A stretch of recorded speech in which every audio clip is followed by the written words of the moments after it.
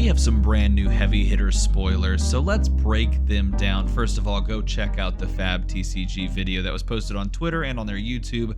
It's really fun. It's basically just like a big pub song or a sea shanty, if you will.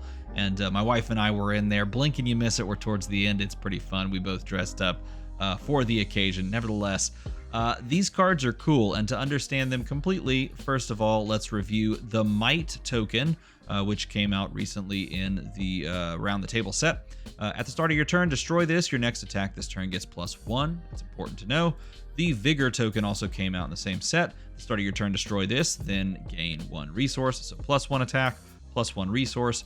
And this is new, Agility. At the start of your turn, destroy this. Your next attack this turn gets Go Again. That is a blanket attack. Basically, the next attack is just getting Go Again. Can be a weapon, can also be just an attack. Like, just a normal old attack, like a Scar for a Scar, but you have more life.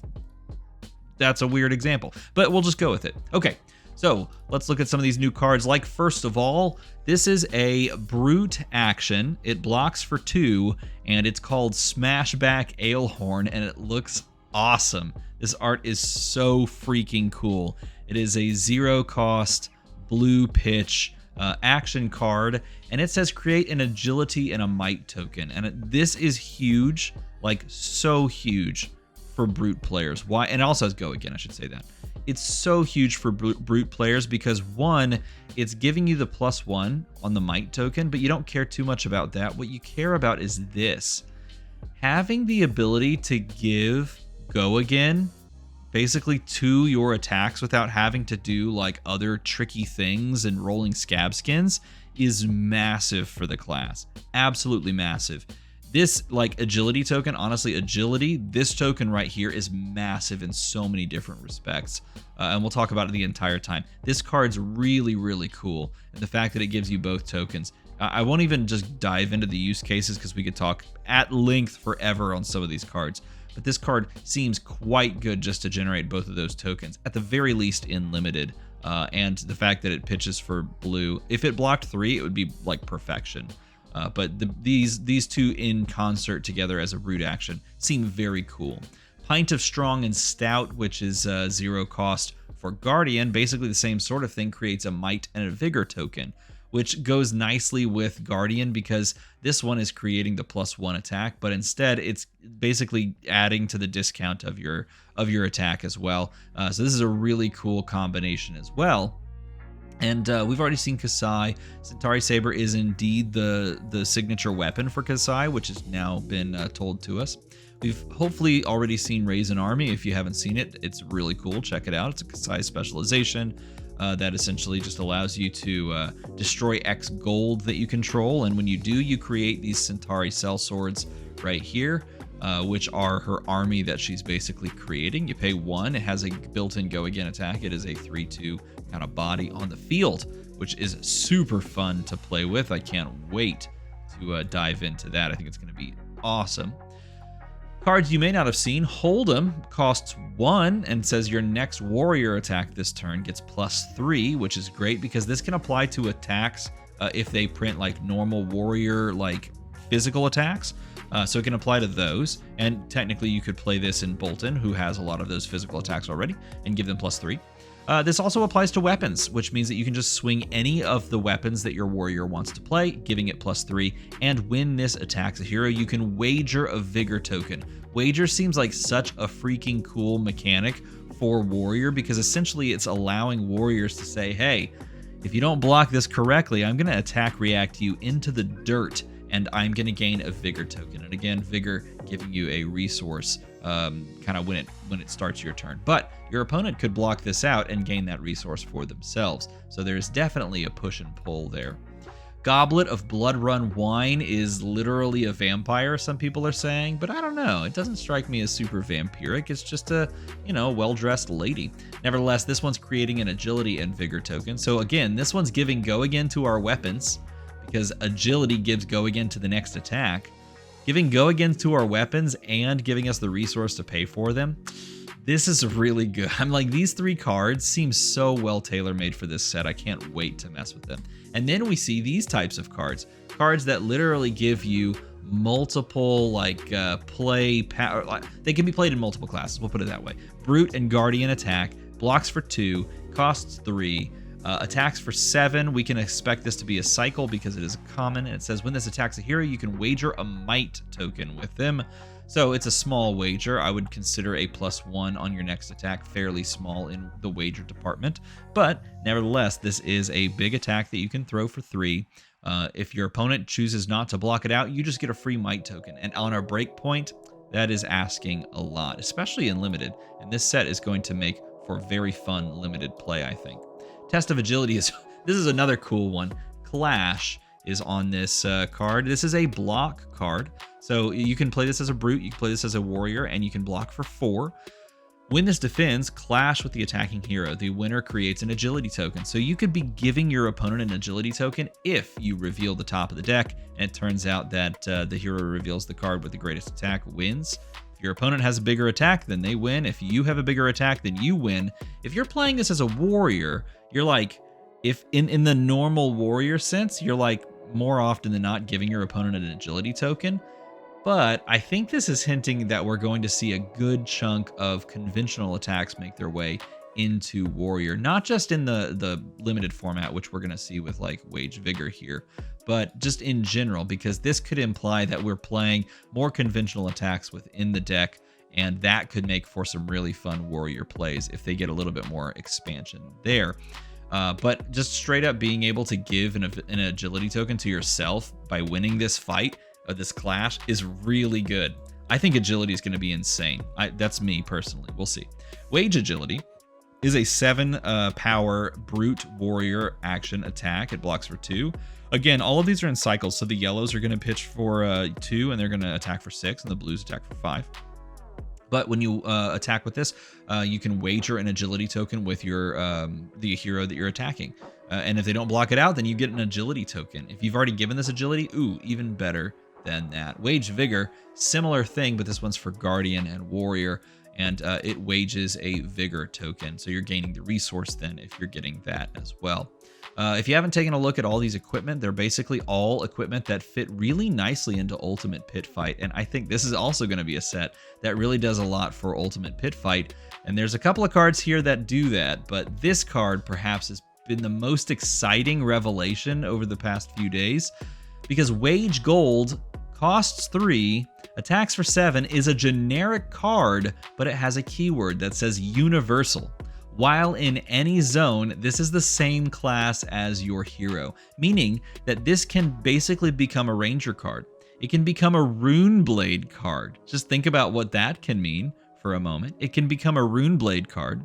It can become an illusionist card. If you're playing with the OG, yes, Luminaris, and you pitch a yellow, this gains go again off of that. Basically anything that synergizes with class cards, this feasts in that deck. This is like the best card, in my opinion, that has been released. Like, I shouldn't say it that way. I'm getting hyperbolic. Okay, I'm just excited. This card is quite good for the game of Flesh and Blood, I think, in general, for deck building purposes. Because you look at what this card can do, just even in the red. It's a 7, it's a breakpoint, it's a popper. It has so many possible synergies and playlines that go with it.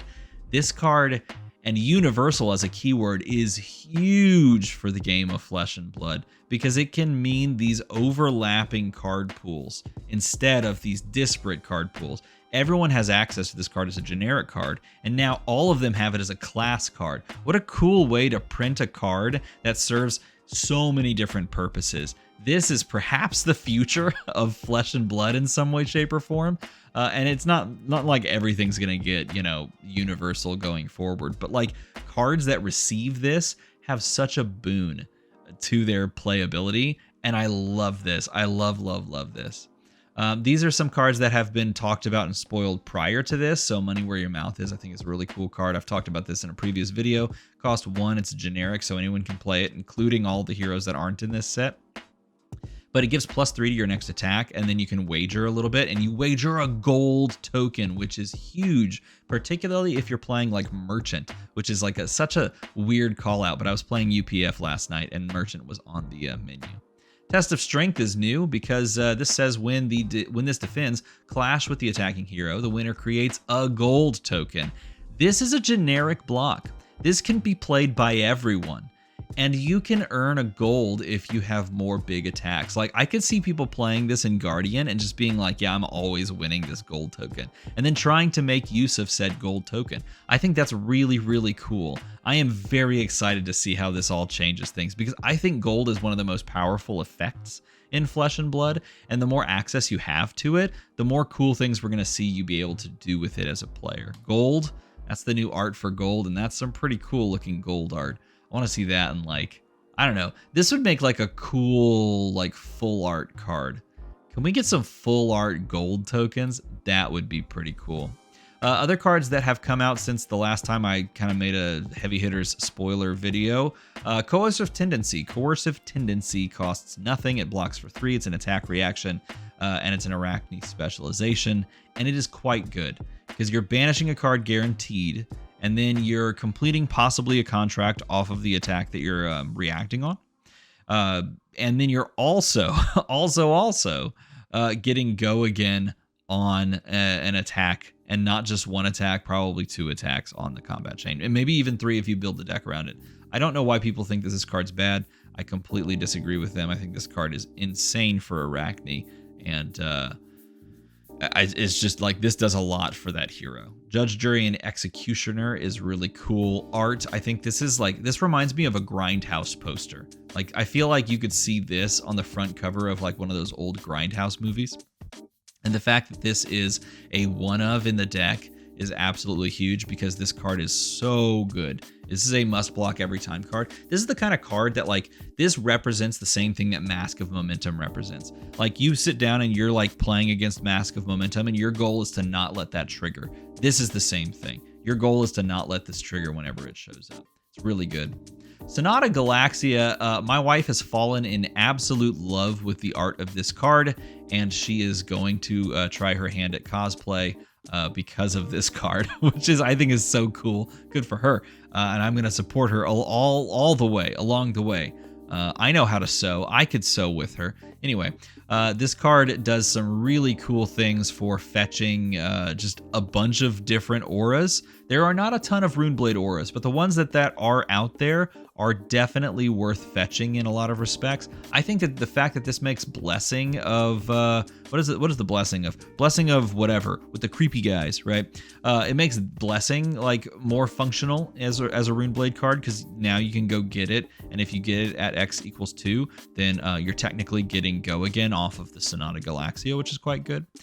This does work with Runeblood Barrier. Runeblood Barrier will come in and create 4 rune chants. That has been confirmed by head judge Joshua Scott. The fact that this just goes and gets Runeblood Incantation is quite good. This can be played in all Runeblades, and by all I mean both, and both Runeblades can benefit in different ways from it, so I think that card's cool. This card is so trippy, because you look at this and there's 4 people on it, and I'm going to just straight up say those 4 people most certainly represent players in UPF, because this card is nuts for UPF. Really, really fun. I feel like it's going to be a really fun card in UPF. And I just want to point out, agility makes this card so good, because if you already had an agility token, this just makes a new agility token. A Runner's been sort of like one of the first cards spoiled, but like Runner enables more agility tokens, and that is quite good. I am very much looking forward to this set. These spoilers have me really, really hyped for this set. Probably more hyped than for the past couple of sets, because I feel like this is going to be a set that really people can really vibe with, and people can really pick up and run with. And the fact that it's servicing like 3 different classes, and technically more than 3, it's technically serving every class in some way, shape, or form, has me really, really excited to see what else is in this set. So I can't wait to see what else is down the line. If you enjoy talky videos like this that you can listen to while you drive to and fro shopping for Christmas presents, make the number go slightly higher, and then in 2024, that number, I don't know what it'll hit. Maybe that'll become an 8 at some point. Whoa, wouldn't that be crazy? As always, thanks for watching.